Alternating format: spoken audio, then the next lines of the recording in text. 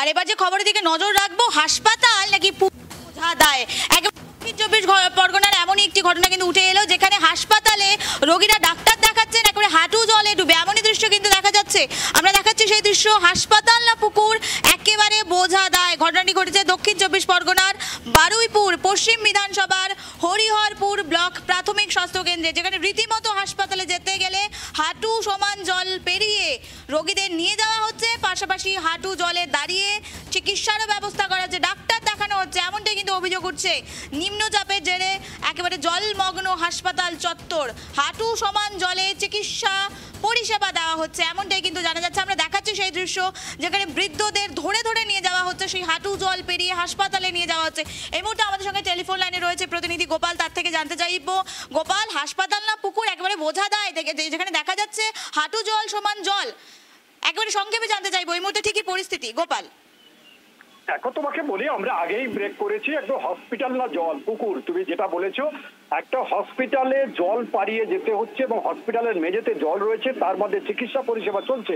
এমনই একটি ঘটনা বারুইপুরে হরিহরপুর যে রুরাল হসপিটাল বা গ্রামীণ হসপিটাল, সেই হসপিটালে রয়েছে। তুমি জানবে সেখানে যে মানুষ কি করে, মানুষ হসপিটালে আছে তার রোগী দেখাতে, ডাক্তার দেখাতে, চিকিৎসা পাওয়ার জন্য।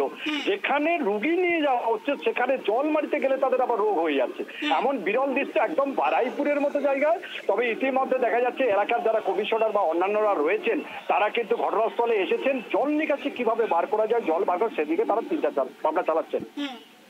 একেবারে ধন্যবাদ গোপাল, অসংখ্য আমাদের সঙ্গে থাকার জন্য। যে বিষয়ে আমরা নজর রাখছি, জলের মধ্যেই হাসপাতালে পরিষেবা দেওয়া হচ্ছে, জল পেরিয়ে যারা রোগীরা রয়েছেন তারা হাসপাতালে যাচ্ছেন এবং পরিষেবা নিচ্ছেন, কিন্তু প্রশ্ন উঠছে প্রশাসনের ভূমিকা নিয়ে। যেখানে হাসপাতালে চিকিৎসার জন্য যাওয়া হচ্ছে, সেই হাসপাতালে যেতেই এবার কাদা জল পেরিয়ে হাঁটু জল পেরিয়ে যেতে হচ্ছে, বারবার উঠছে প্রশাসনের ভূমিকা নিয়ে প্রশ্ন।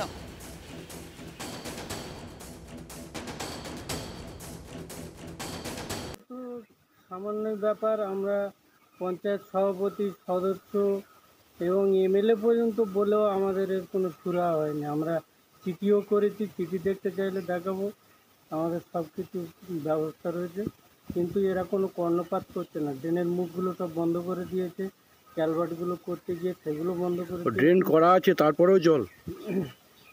ক্যালভার্টের মুখগুলো তো ড্রেন এমন ভুল কাজ করেছে, ক্যালভার্টের মুখগুলোই বন্ধ করে দিয়েছে। এখানেই সমস্যাটা দেখছি, এত জল, অন্য জায়গায় এত বেশি জল নেই, মানে এখানেই একটু লো লাইং এরিয়া বলে হয়তো এত বেশি। মূলত পেশেন্ট এখানে কি ধরনের চিকিৎসা পরিষেবা নেওয়ার জন্য আসছে বা কি ধরনের রোগের সমস্যা নিয়ে আসছে? ওই বর্ষার জন্য মেনলি জ্বর, সর্দি, কাশি এইগুলোর, আর ওই জমা জলের জন্য ফাঙ্গাল ইনফেকশন ম্যাক্সিমাম হচ্ছে। কিন্তু এখানে যারা আসছে তাদেরও তো ইনফেকশন হতে পারে জমা জলে, কারণ নোংরা ড্রেন। সেটাই তো, ফাঙ্গাল ইনফেকশন অনেক হচ্ছে, আমরা সেই ফাঙ্গাল ইনফেকশনে অনেক, জমা জলের জন্যই তো ফাঙ্গাল ইনফেকশন, স্কিনের ইনফেকশন, হাজা এসব হচ্ছে। স্বাস্থ্যকর্মীরাও কি এই রোগের প্রকোপে পড়ছে এই জলে ক্রমাগত? কয়েকজন তো এসছেন।